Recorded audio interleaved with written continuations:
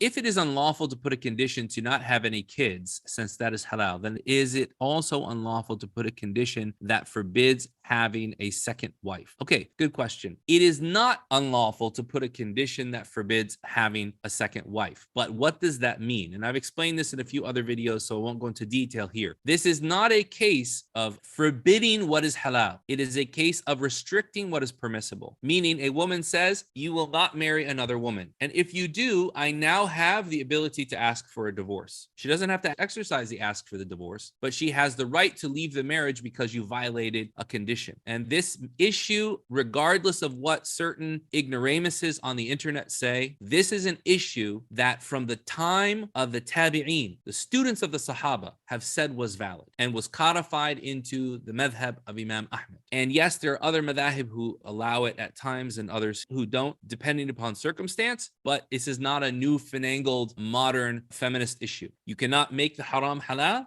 correct? You cannot make the halal haram, but you can restrict it. So what's the difference between that and putting a condition to never have kids? When you're putting a condition to never have kids, you are denying physiology. And one of the major objectives of marriage is to have children, as the Prophet ﷺ said, تزوج الولود الودود فإني مكافر بكم الأمم يوم القيامة.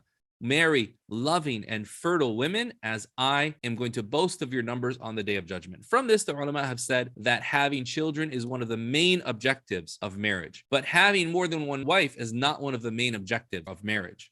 Being married is an objective of Islam, and marrying another wife is something which has simply been permitted.